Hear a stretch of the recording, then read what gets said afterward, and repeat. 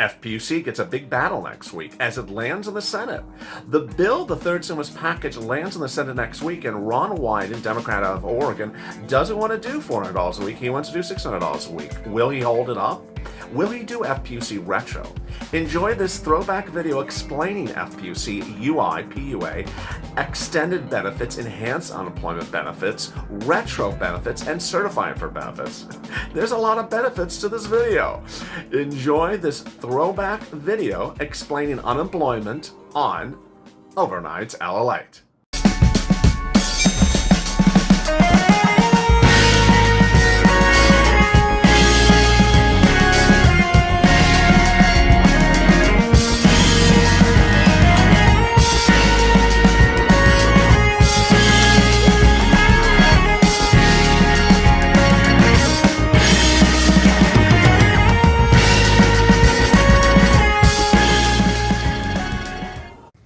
FPUC will likely land somewhere between $400 and $600 a week, but how soon could you see that money?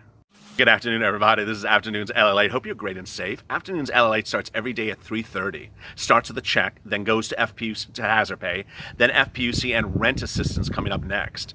Big developments on FPUC overnight, and this video for the first time in a while is going to go through with you why FPUC is a little bit more complicated than broadcast news is suggesting, and why you have to understand that FPUC goes on top of PUA and UI, and what's the status of unemployment benefits as we sit here right today. Let me get right to the details. The current situation of FPUC is a mixture of both negotiations and executive order. On Saturday, the president issued an executive order that really is a hot mess express unto itself because it's not clear, it's ineffective, it doesn't functionally work, technically work, and it won't legally hold up. Let me explain to you what's wrong. FPUC, let me actually back up. FPUC was adopted in the first stimulus package back in May as a relief that would go on top of UI and PUA benefits. And in fact, PUA benefits did not exist before that. That was also created in the bill. The bill created three things: FPUC, PUA, which I'm getting to in a second, and the extension of UI benefits, PEUC, which I'm going to get to as well as a second. The problem with that bill is actually two things, and I'm very critical about it today. First, they allowed all these things to expire and wrote the bill so they would expire on a date, which was a horrible, horrible error. They should have written the items to expire when economic data change. For example, tied it to unemployment rates, saying that when unemployment rates drop to less than 1 million per week, then FPUC expire. Rather, they gave it a termination date, and by doing that, it literally meant it stopped. What happened was FPUC is paid out from the federal government and routed to the states that then send you the money. But every state sends you money on a weekly basis on a different day of the week. So some states ended up not paying the last 2 weeks of FPUC, and other states ended up paying not paying the last week of FPUC. As we sit here on a Tuesday, and we're almost heading into the next week pretty soon, the question is, how many weeks of FPUC will you not get paid for until this agreement is reached? And what is that executive order going to do for you? First, the executive order is going to do nothing for you, as viewers keep on asking me.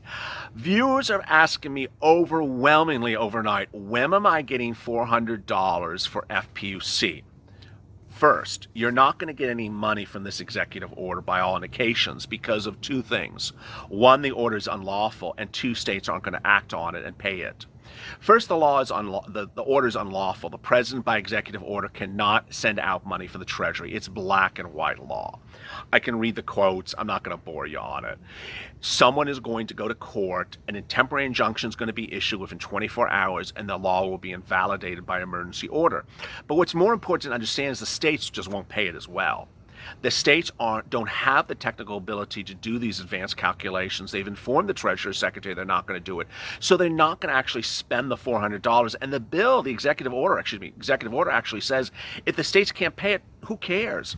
In fact, I have a quote from the president from last Saturday, right before he issued the executive order, said, what if the states don't pay? He says, well, then they don't pay it. That's their problem. Then he made it sort of sound like a partisan fight. Bottom line is you're not going to see the $400. So the way you'll see FPUC land in your bank account is when Steve Mnuchin and Nancy Pelosi reach an agreement. And the great news is that the agreement will be reached because they have ostensibly almost reached the agreement. Here is the rub. Over 2 weeks ago, I reported that Nancy and Steve Mnuchin reached an agreement on FPUC about two major items. One, term. They reached an agreement that FPUC would be paid into December 31st, if not January 1st, which is sensibly the same time.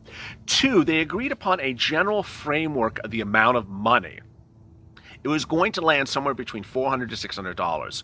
Nancy Pelosi said she would go to the mat for $600, but at the time, the Republicans started at zero, then 200, then a blending of 200 and something, then a blending of 400. Ultimately, the Republicans offered $400, but not a pure $400.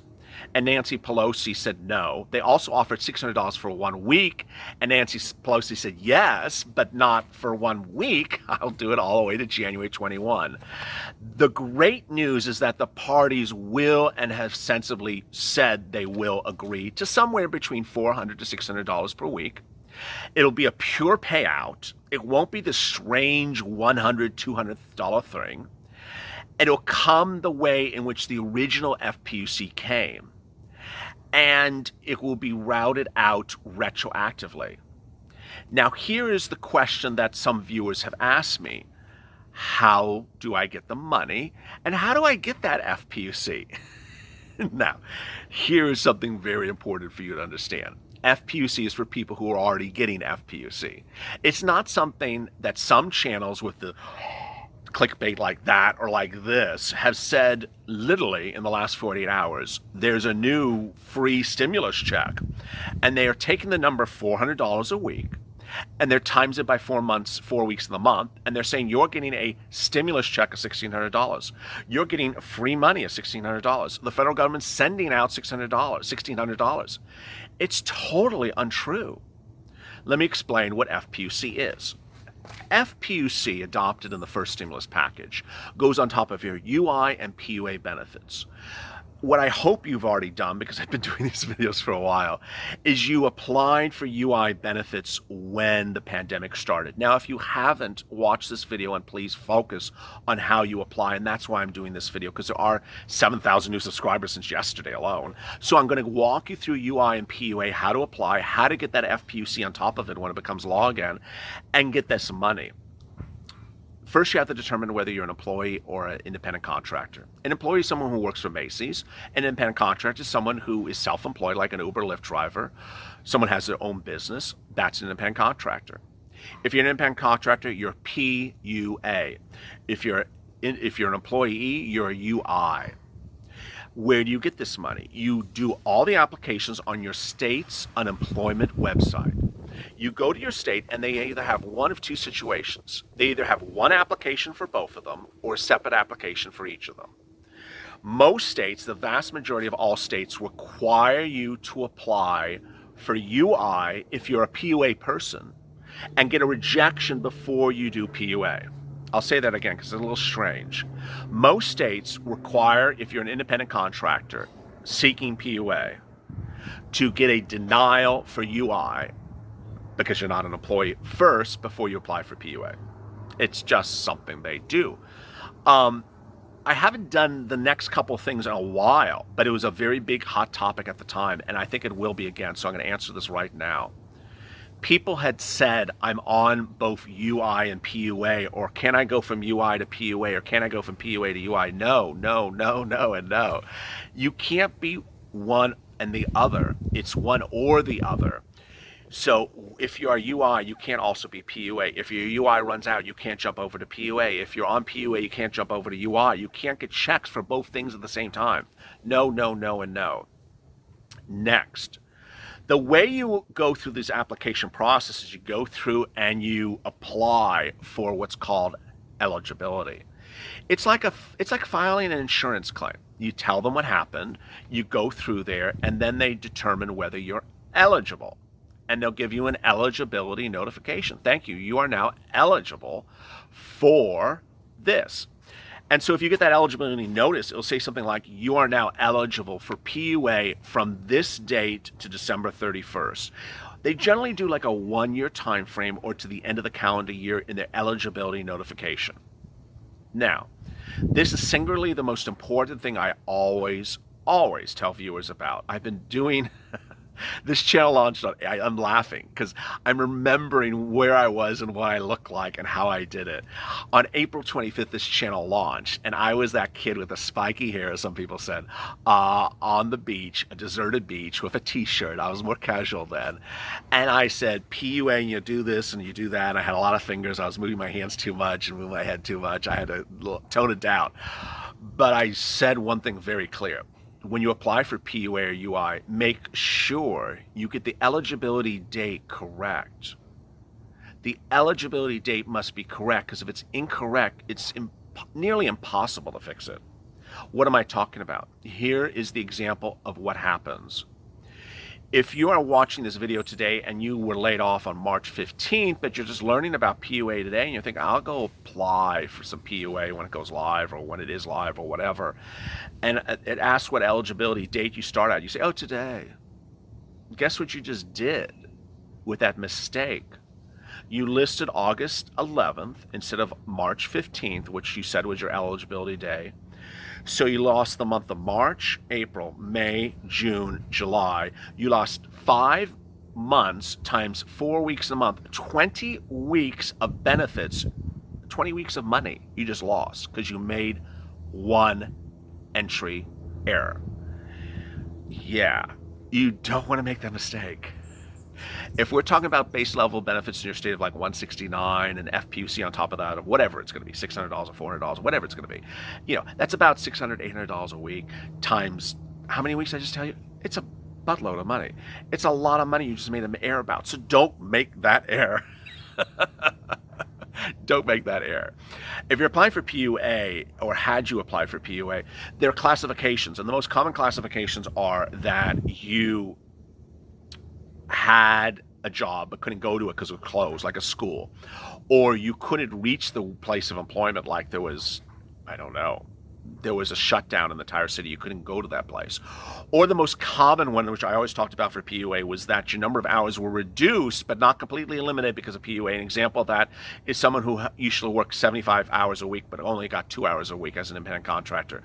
That is an example of why you qualify for PUA. I've had viewers ask me, I never worked before, can I go get UI? No, I mean, I don't know if it's like a trick questions when I get these questions. It's just like Trump the announcer. It's not that Trump, but trick the announcer. Can I go get unemployment if I've never been employed? I don't. What do you think? So no, you can't get unemployed if you've never been employed. It just doesn't work that way. And then some people were like, I sort of cleaned some people's yard for a few days last year. Can I go get that PUA? No. I see what you're doing.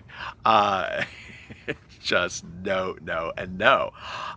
Next, when you get the eligibility that eligibility done, then you need to certify for benefits. I remember specifically the video I recorded where I read the comment and I kept on telling, this viewer kept on saying to me, LLA, I got approval for PUA. I never got a penny. Why am I not getting a penny? Why don't I have to? I said, did you certify for benefits? What's that? Certify for benefits? Huh? I said, certify for benefits. I know I have a strange accent to some people. I'm not that strange. Certify, C-E-R-T-I-F-Y. Certify for benefits. Oh. Yeah, so the way it works is you go into your portal, the portal of your website where you apply for unemployment benefits. When you're approved, you have to go in there and click the button which says certify or certify for benefits, or certification for benefits. And then it'll ask you the week ending March 29th. What happened? The week ending April 5th, what happened? And it'll ask you a series of questions. You go through the series of questions. You need to click those buttons. And when you click those buttons, then it'll say, hey, process, congratulations, process. And you'll go to the pending window and say, payment pending. Hey, and I remember reading the comment from the viewers like, Oh, okay. Now I see all this money pending. I never knew that's what I was supposed to do. And that's so critical. Now, when you go through those questions, you need to answer them the correct way. And the two questions you need to really, really answer correctly are the following: the physical ability to work and the mental ability to work. One of the questions will ask, would you have been willing to work if you're offered a job? Answer, yes. That's the mental one. Would you have been physically able to work if you're offered a job? Answer, yes. That's the physical one. Did I say that right? Mental one, physical. You got the point. Next, when you apply for PUA, you have to understand that you are not an employee. So a lot of you have a business, like an LLC, and the business employs you. That's not how PUA thinks. So no matter what you ever do in the application, you are never an employee. So if it asks, did you work as a place of employment this last week? No, you're not an employee. Employment means employee. So it's not talking about gig work or self-employed work. It's called place of employment. So the answer is no for all those. Finally, extension of UI benefits. And I saw a couple questions about that overnight, about 100 of them. People are saying, I'm about to run out of UI benefits or PUA benefits. What do I do, LLA? So PUA benefits should not have run out for you by now. They can't have run out because PUA under the CARES Act was provided about 33 plus weeks. I don't remember the exact numbers, 33 or 39 or 30 weeks. And we're not at that. It hasn't been 30 something weeks since March or May. That's the first thing. UI, you have 3 levels of benefits. The first benefits you have are the normal weeks of benefits your state normally has by law.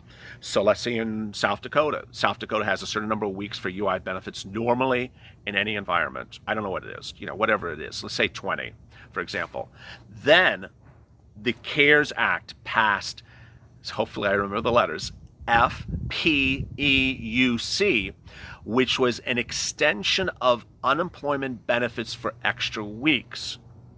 So you need to look up those number of weeks and say, oh, that's on top of those weeks that LLA just talked about. Then the next element is you have to remember how many weeks of extended benefits are. So if Tom, Terry, Tony, or Larry say to you, the state passed extended benefits last week. What's extended benefits? Well, the states have inherent authority to give you additional weeks of benefits under an emergency order, and most of the states have evoked that emergency order. So they're saying we're going to give you 10 more weeks of extended benefits, called extended benefits. So you need to look that up. So if you're on UI, you have 3 possible items that give you weeks of benefits. So I'm glad I did this video for you. I haven't done this particular video in a while, but I got so many questions overnight about PUA and FPUC and UI that I really had to answer the question. People were emailing me and texting me and say, how do I do this? How do I do that?